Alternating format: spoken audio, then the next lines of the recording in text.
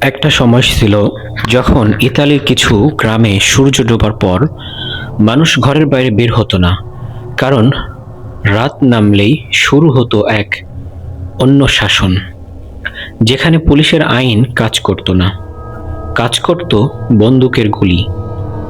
আর সেই অন্ধকার জগতের নাম হলো মাফিয়া। ইয়েস বন্ধুরা, আজকে আমরা ইতালির মাফিয়াদের উত্থান নিয়ে তোমাদের সামনে সম্পূর্ণ ভিডিও ধারণ করব। চলো যাওয়া যাক।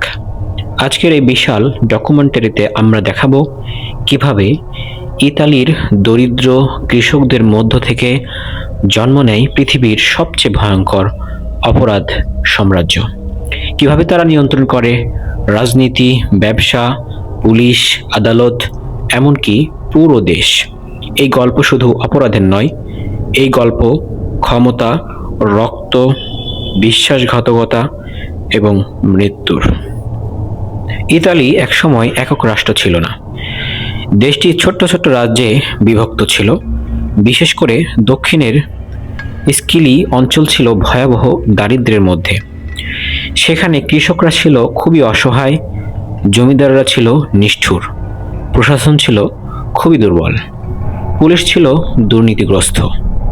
মানুষ বুঝে গিয়েছিল রাষ্ট্র তোমাকে রক্ষা করবে না। তখন গ্রামের শক্তিশালী কিছু লোক রক্ষক হিসেবে উঠে আসে। প্রথমে তারা জমি পাহারা দিতে শুরু করে, তারপর টাকা নিয়ে নিরাপত্তা দিতে শুরু করে। ধীরে ধীরে তারাই হয়ে ওঠে অপরাধ জগতের রাজা।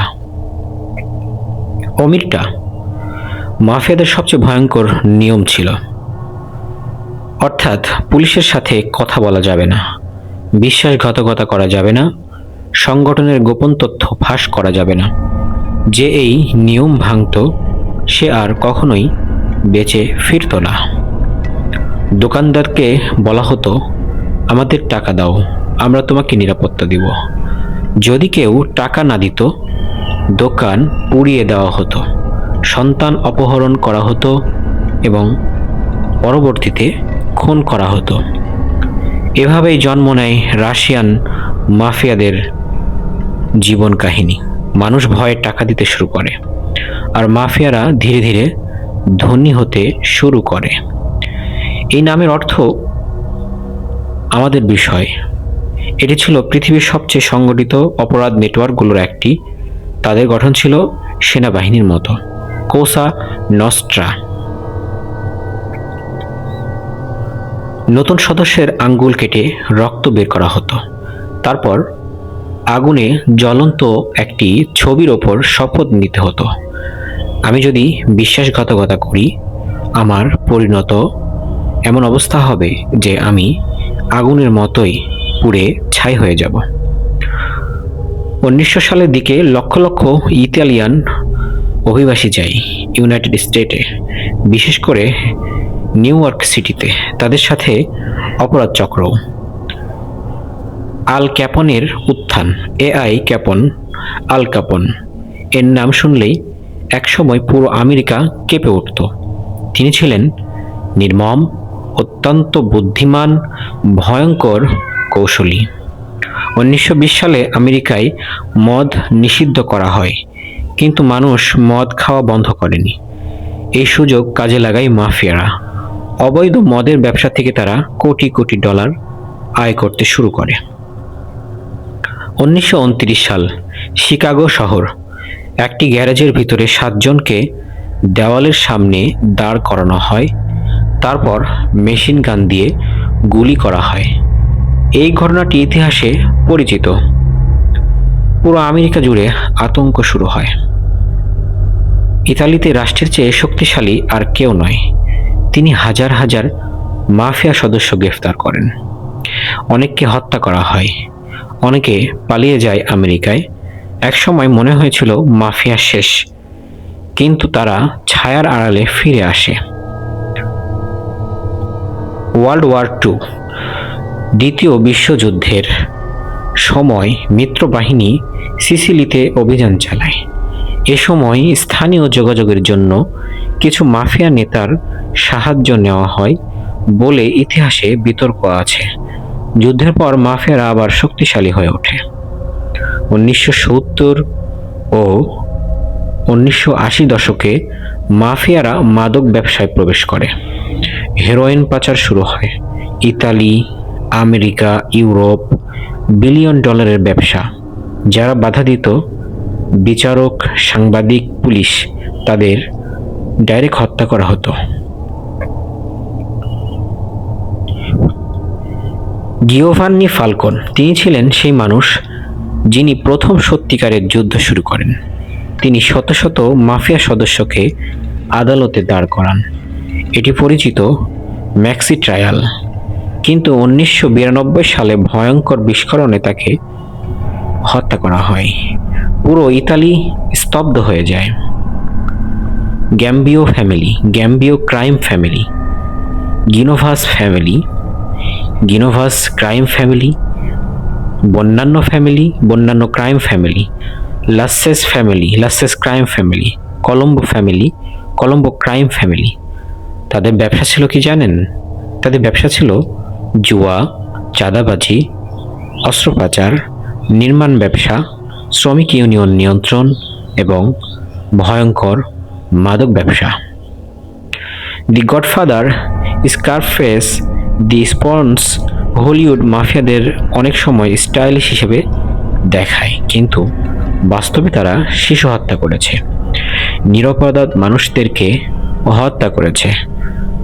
অনেক পরিবার আছে যাদেরকে তারা ধ্বংস করে ফেলেছে। বাস্তবতা সিনেমার চেয়ে অনেক বেশি ভয়ঙ্কর। আজকের মাফিয়া শুধু বন্দুক ব্যবহার করে না, তারা এখন সবাই অপরাধ, অনলাইন জুয়া, ব্যাংকিং, রাজনীতি, আন্তর্জাতিক পাচার সব কিছুতে জড়িত। তারা এখন আগের চেয়ে বেশি গোপন। সিসিলির দরিদ্র গ্রাম থেকে শুরু হওয়া একটি গোপন দল একসময় পুরো বিশ্বের সবচেয়ে ভয়ঙ্কর অপরাধ সাম্রাজ্যে পরিণত হয়।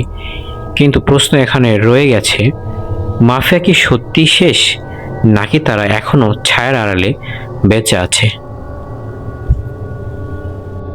পৃথিবীর সবচেয়ে বিপজ্জনক অপরাধীরা সবসময় বন্দুক হাতে ঘুরে বেড়ায় না। কখনো তারা স্যুট পরে, কখনো তারা রাজনীতিবিদ, কখনো তারা ব্যবসায়ী, আর কখনো তারা পুরো রাষ্ট্রের ভিতরে লুকিয়ে থাকে। আজ আমরা এমন এক অন্ধকার জগতের ভিতর ঢুকব, যেখানে বিশ্বাসঘাতকতার মূল্য মৃত্যু। তারা জানতো একজন মানুষকে একবার হত্যা করলে একজন মানুষ মারা যায়, কিন্তু একজনকে প্রকাশ্যে হত্যা করলে হাজার মানুষ ভয় পায়। মাফিয়ারা ইচ্ছা করে জনসম্মুখে খুন করত, যাতে সবাই বোঝে কেউ নিরাপদ নয়। একজন দোকানদার যদি চাঁদা দিতে অস্বীকার করত, তাকে শুধু হত্যা করত না, তাকে হত্যা করত মানুষদের সামনে, এবং তার মৃতদেহ এমনভাবে ফেলে রাখা হতো যাতে পুরো শহর দেখে। সবচেয়ে ভয়ঙ্কর বিষয় হলো, মাফিয়ারা অনেক সময় শিশুদের সামনে হত্যাকাণ্ড ঘটাতো, কারণ তারা চাইতো নতুন প্রজন্ম জন্ম থেকেই ভয়ের মধ্যে বড় হোক। কোসা নস্ট্রা সদস্যরা সাধারণ মানুষের মতো কথা বলতো না। তাদের ছিল কোড ওয়ার্ড, গোপন হাতের সংকেত, প্রতীকী বার্তা। একটি বিখ্যাত সিসিলিয়ান সংকেত ছিল মাস। যদি কারো বাড়িতে মৃত মাছ পাঠানো হতো, এর অর্থ ছিল সে শীঘ্রই মারা যাবে।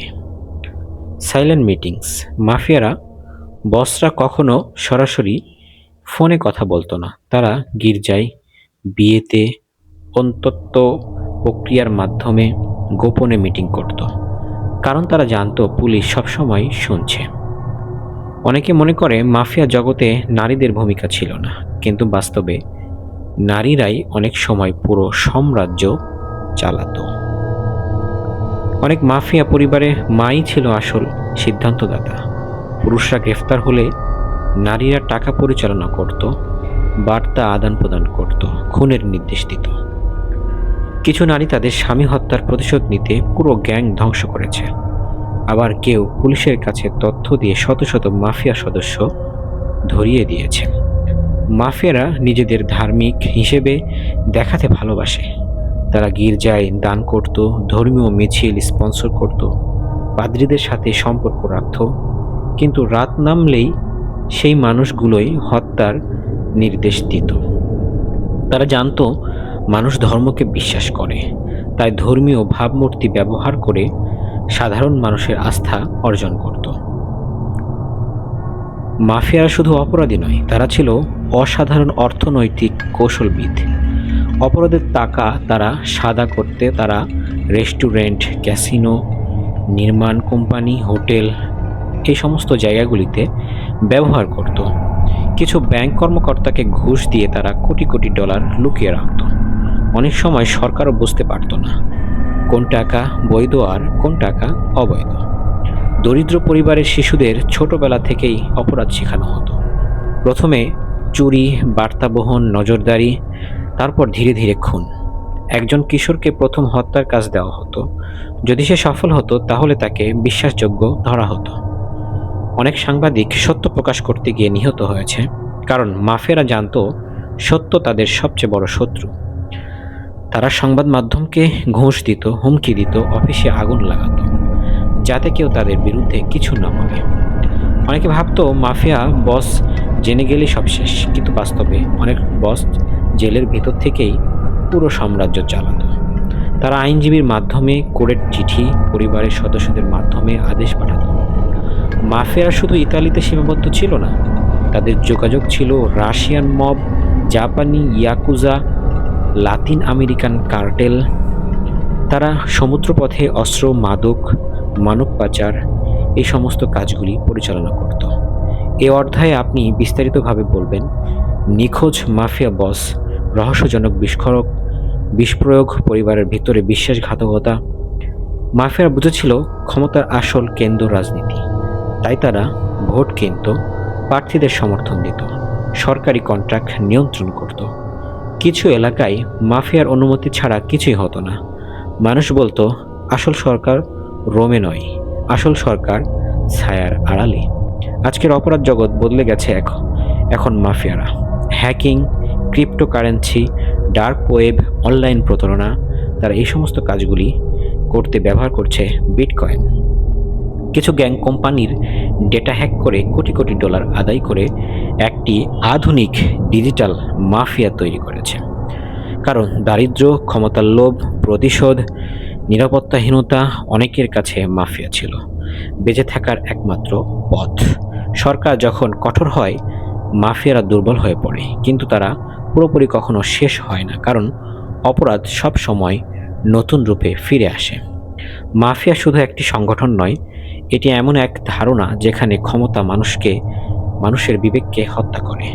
আজ হয়তো তাদের পোশাক বদলেছে, তাদের ব্যবসা বদলেছে, কিন্তু ছায়ার আড়ালে থাকা সেই সাম্রাজ্য এখনও বেঁচে আছে। আর হয়তো আমাদের ধারণাও এর চেয়েও আরও বেশি শক্তিশালী তারা হয়ে গেছে। যদি আমাদের আজকের ভিডিওটি আপনাদেরকে ভালো লাগে তাহলে আমাদের চ্যানেলকে লাইক, সাবস্ক্রাইব করে আমাদের পাশেই থাকবেন। ধন্যবাদ।